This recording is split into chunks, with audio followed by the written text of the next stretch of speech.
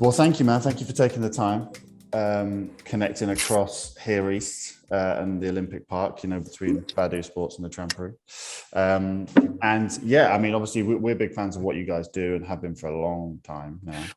And that seems to only be growing based on all the work you guys do. But I mean, really, like the conversation, I mean, we've never really sat down properly and like talked through a lot. But I mean, I guess like before we get into some of the things that I've want to kind of question about you and your work. Like, how did Badu Sports like come to be? Like, what was what was your personal kind of stages to the launch of Badu, and like what made you want to jump into that space? Like, what was your catalyst?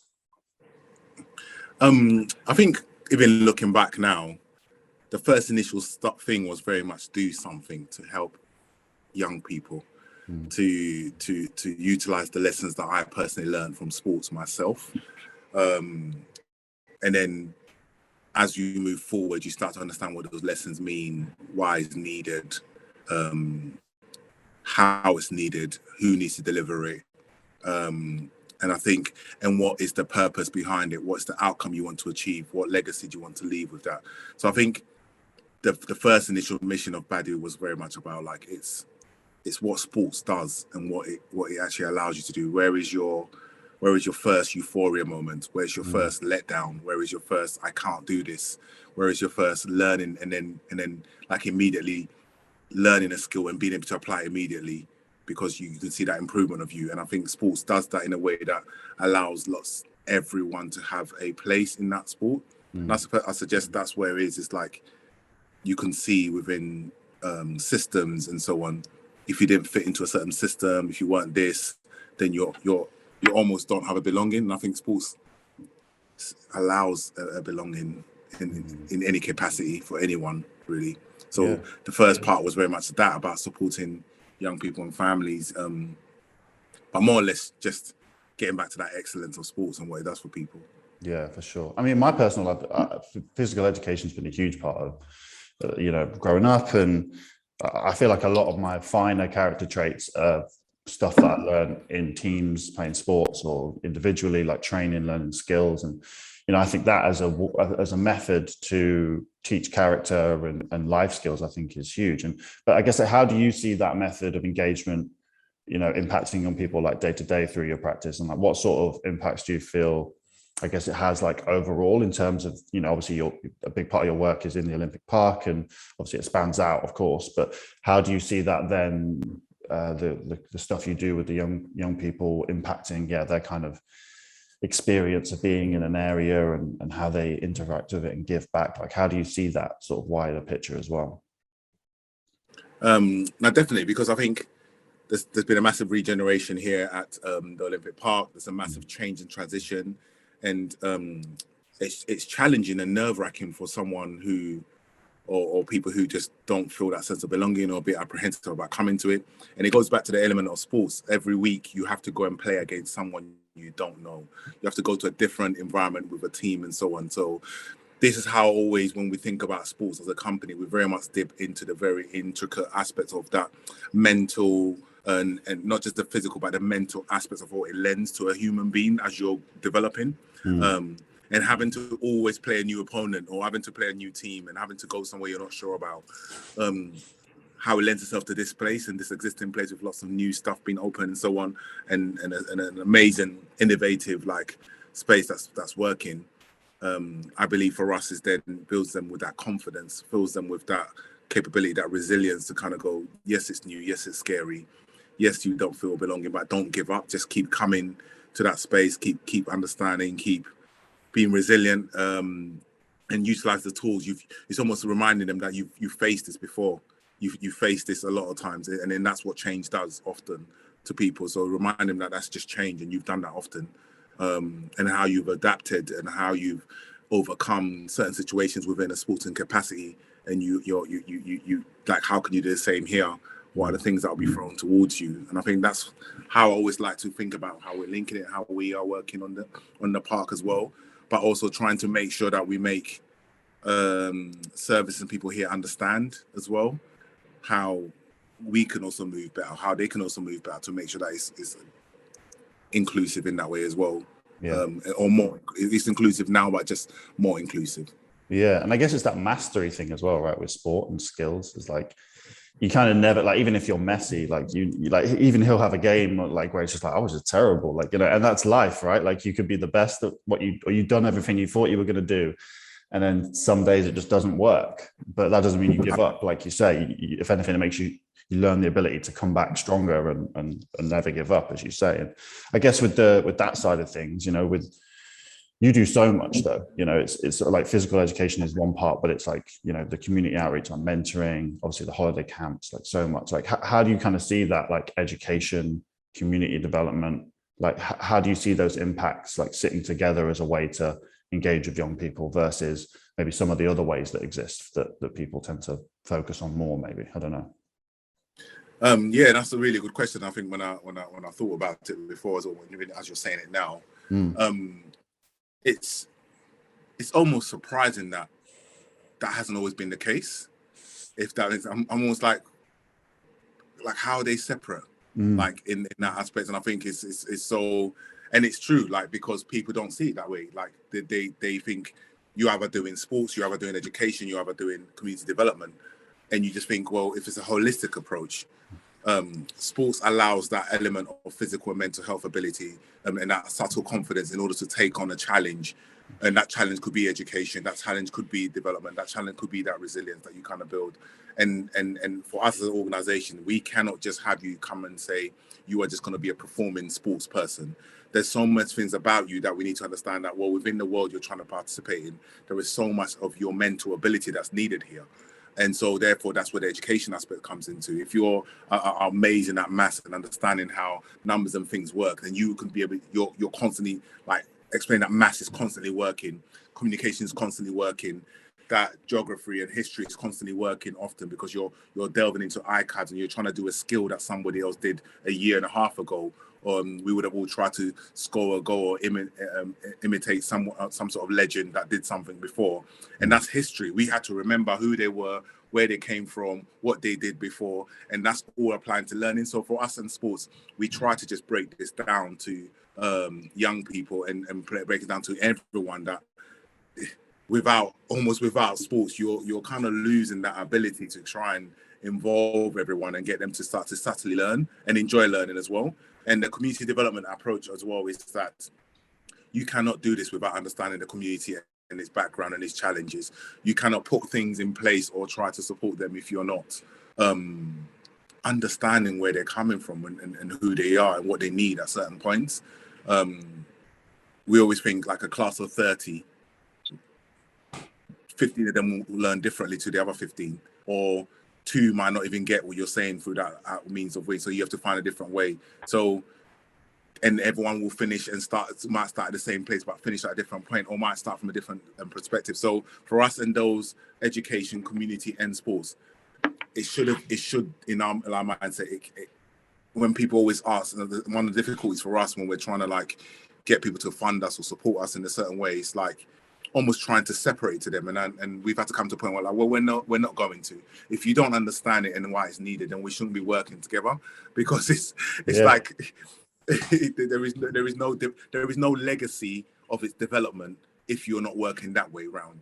Like if you're not working as a collective in that connection. So yeah, that's been difficult, but I'm so glad you asked it, because it's like I'm always baffled by why it's not seen as a yeah. I mean, it just seems to, and I think maybe the scary thing, and I think especially, you know, we're filming this now, the Olympics has just finished, and you know, like mental well-being has been a big conversation right during this time, like Simone Biles and a few people, you know, saying what the pressure of physical performance can do in sports, you know. And so I guess maybe sometimes there's the reticence to put that out there, because, you know, I think from my experience of friends and myself, like when you really want to do it, especially when you're younger, like, you know, you can become like possessed, and, you know, like then it's yes, everything is like, so like not important. It's like, I'm going to be this footballer, like that's, and like, as you're saying, but you're taking these kids in and you're saying like, this is a part of you. And yeah, maybe, you know, we'll support you through that vision, but you're part of a wider whole. And even if you get to that place, if you don't have all this other stuff,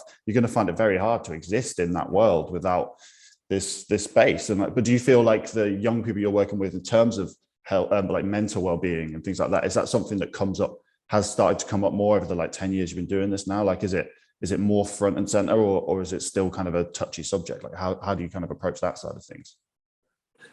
Yeah, I mean, really good question. That is the core basis. So it's almost like young people subtly get involved with us because they know that they can bring their whole self, and that's what everyone goes. What's the unique part of Badu? It's like we've created an almost unspoken word of like, we need all of you for this to work. So that means the good, the bad, the ugly. Like, we need all of it for this to work, because the whole point is to try. Is the whole purpose is to try and help build people to the best of who they are, and get them to understand who they are, and then understand that they will also change, like every 3 years. Like, you're a different person. We do this thing where it's like a game level of your game. Like, at every level, then you need a different part of you to play. You need a different skill set. You don't need the same tools as level one. And there's a mental health aspect to it often, and understanding that. So there are certain things that you cannot say or do culturally. Like, there are key words. I remember I used to speak to young people about, like, and I think about it from my own culture. Like, there's many words within the health system in terms of mental health and to describe anxiety and stress and so on that I don't have in my native language. There is no word for it. So if we're not able to explain it and understand it, so therefore I don't feel like I've got a problem. That only belongs to those who have that, because there's not been that. But mental health is really key within how we work, and getting young people to fully understand that you are not defined by one thing, because hence why you have a huge suicide rates when people fail their exams, or when they don't make it to a football team, or like, there is, because we try to pigeonhole and cage young people often and go, oh, you've got this talent, that's all of you.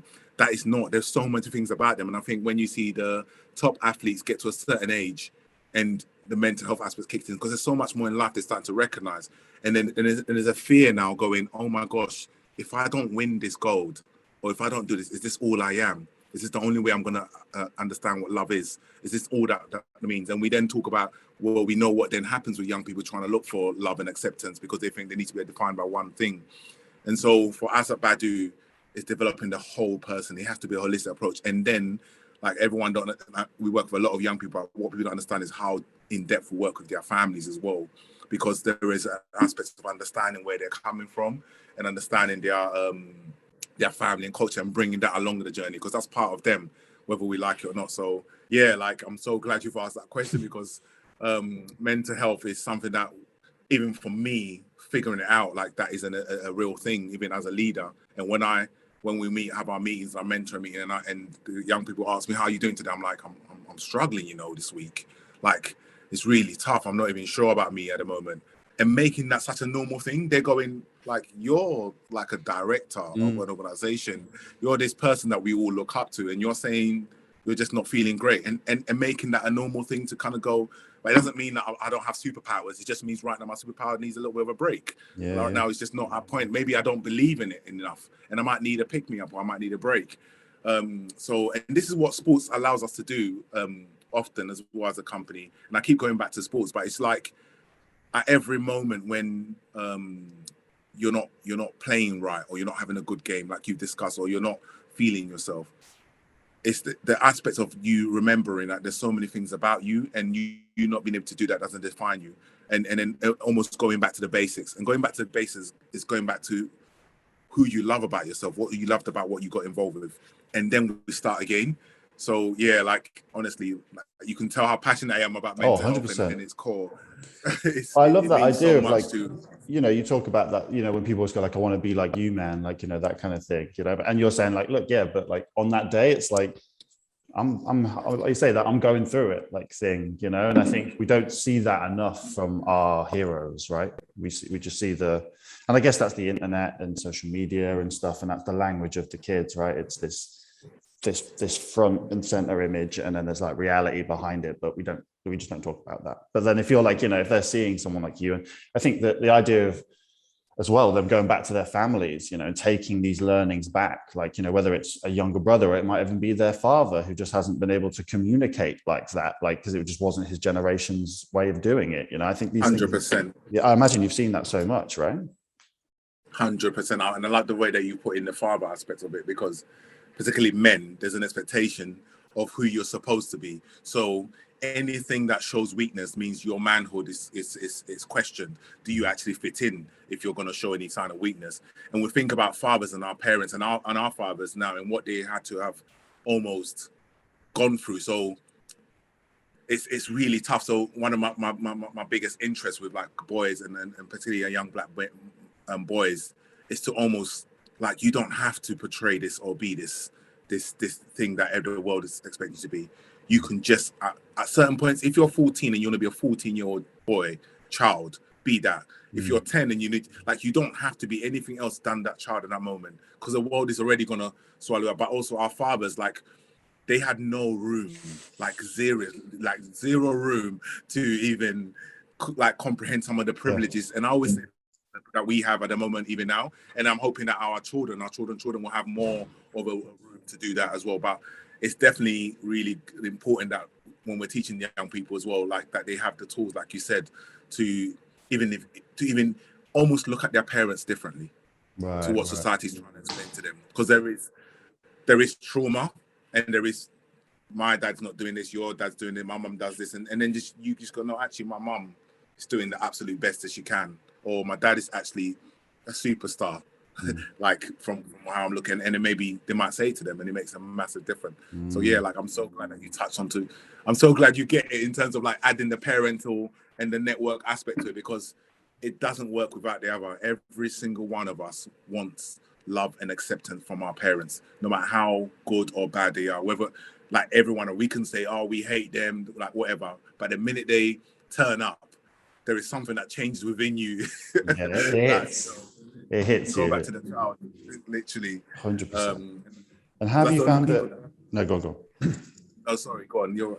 So in terms of like the mentoring side of things, I guess, and this is taking it out of the house, hopefully a lot of people, they have mentors in their family, but, I guess it's not classically like that way, they're just someone to admire. But, mentoring is a huge part of what you guys do. But then, obviously the last 18 months, particularly, like not being able to have as much physical mentoring, like one-to-ones, and, because that to me feels like something that's better close, like, and in a room and bonded. Like, has it been harder over the past 18 months due to lockdowns and things, and doing things like we're doing here for a screen, to get to young people and do the mentoring side of what you guys do? Or is it just felt like an iterative part of it, and you go like, oh cool, we can actually work with this? Like, how's it felt? It felt all right, to be honest. And like, I think we've probably had more mentoring than we would do physically. And in terms of the personal stuff, like we kind of like, we're all about belonging and find a collective. So therefore, like, there is always someone going through it the same as you. There's always a topical discussion and so on. And over the 18-month, COVID has not only been the thing, there's been stuff, particularly around the community I work with, about racial bias and all the other aspects and so on. So it's allowed so many, what we've done is create so many topical conversation and spaces to talk about it. What we didn't want to do is almost pretend young people didn't see the world happening around them. We wanted to almost like let them know that they're very much involved, and we know you see these things. I know you probably, I'm not sure, like in terms of your upbringing as well, similar, like our parents tried to keep things away from us that we knew, and it would have been easier for them to sometimes just tell us, like, it's going to be X. And how our approach is as an organization is like, if they see these things, create that space for them to talk about it. And so our mentoring things have been that, and also like their genuine worries on topics and aspects, and try and get people in the room, like, and it's been great with people like our partners from Sky and Nike to try and provide real insights from athletes as well as like corporate people that work in there, and getting them to share their stories. So one of the things that we do quite often is like, we had a director of Sky TV, that like, the main guy, and he talked to young people about his journey, how his upbringing was. He was doing certain things that some of the young people do now, and they were like, "Wow, like you're people." And it's that, and it allows them to kind of know that they're not alone in this, and also others have done it and gone before, whether despite their race, color, or gender. They're just like they're seeing that and sharing that journey, and also then coming back to a professional standing point of giving them access and knowledge. So we were learning, we were debating, but we were very much connecting in a space often, which everything that we do is very much behind the young people. So they would like, they would say, we want to do a quiz night. like honestly, we have a quiz night, and they'll do it through their mentoring group, or they'll say we want to have a panel discussion on like colorism within our own race and culture. Like it was just, and most of the time I'm just a guest as well. It's honestly amazing. Love that. And is that over the 10 years now? I mean, it's been over 10 years now, right? When is it? Yeah. So like officially, I think it's like 12 to 13 Wow. years. Unofficially, it's like 15 years of just okay. in the background trying to work out what this whole system is. What is this? Like, how do we do it in a way where we're not creating more victims? That's my whole mantra. Like, how do we do it in a way where we don't create more victims? That's my thing. And so if you think, well, I'll give you 15 years, that's a nice number. Looking at those 15 years and that ethos as well, that I think is amazing to kind of tag this question to. But, how have you seen the sort of, obviously, you've had so many successes, and I'm sure like, your vision is still developing and there's more you want to do and it's changed over time. But like, how do you see, the next 10 years, like for the sector you're in and specifically the work you've done? Like, do you see your model being something that is going to start proliferating more and being used more by other organizations? Or do you see there are new ways? Like, what do you think?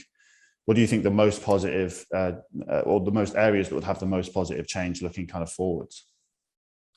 I think for us as a company, I am hoping that our model is adopted a bit more, just because like everyone says we're quite long-winded as a company, but if you're developing people, it cannot be straight lines. So I would rather it be long-winded and wait and be patient and learn as you're doing it.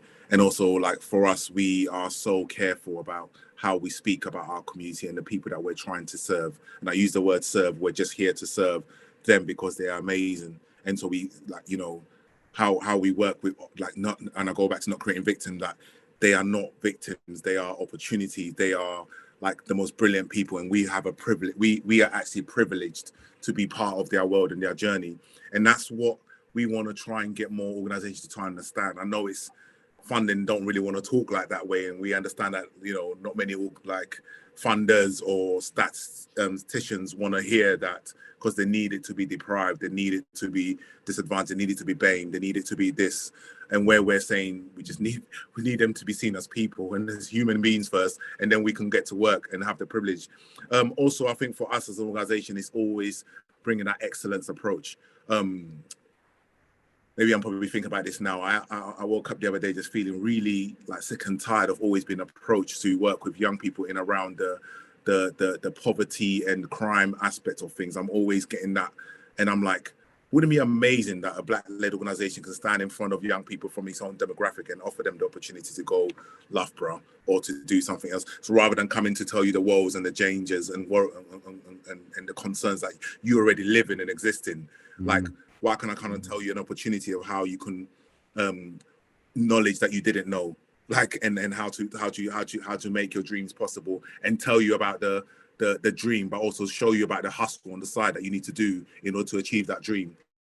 Like it's all of that. So our next aspect of our organization and moving forward is very much about the thriving mindset. Is it going to have a sustainable legacy towards it? If it is, then great. If it's not, then we don't want to do no testing pilots, because the people we're trying to serve have been tested and written about on too many occasions, and with this same year-on-year research are written in a different language. It needs to be a thriving mindset. And for us at Badu, it's very much everything has to be of excellence. Everything has to be, wow, what I deserve this. And you're like, yeah, like you should have had this.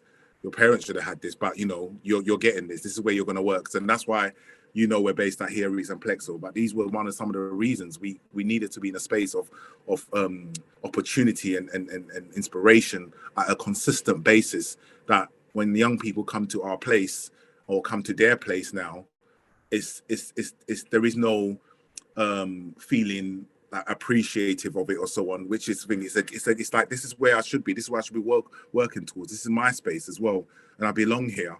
And then we change that narrative, like for them themselves as well. So yeah, that's the Badu's aspect. But yeah, definitely other organizations hopefully start to see it this way, and don't think we're too long-winded. But it's honestly, it's a life, like you said. Yeah.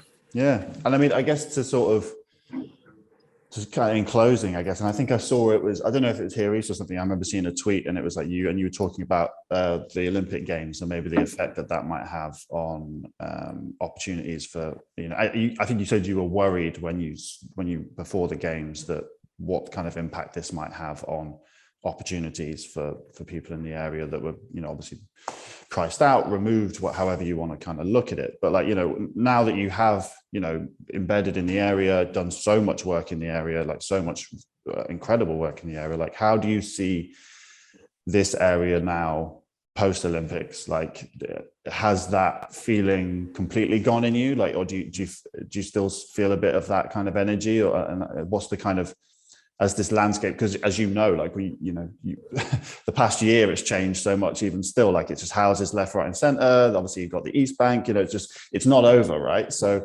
it's not like we can go like, oh, job done, like we let everyone in, like, the opportunity that they should have had. It's like, no, there's still a lot of work to be done. So it's like, how do you feel about this whole experience of this area and the opportunities it's given now that you've been in it for a while? The Olympics is gone, but now we're kind of, moving into this next phase. Like, how do you see it?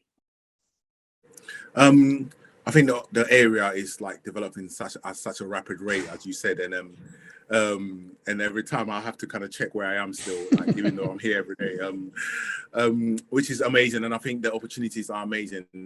My biggest thing often in terms of my energy is that you see the enthusiasm about what is being developed and what is happening here and all the other aspects where people are talking about, who are planning it. I would love for that same energy to be put into, because they always think about legacy and that approach of legacy.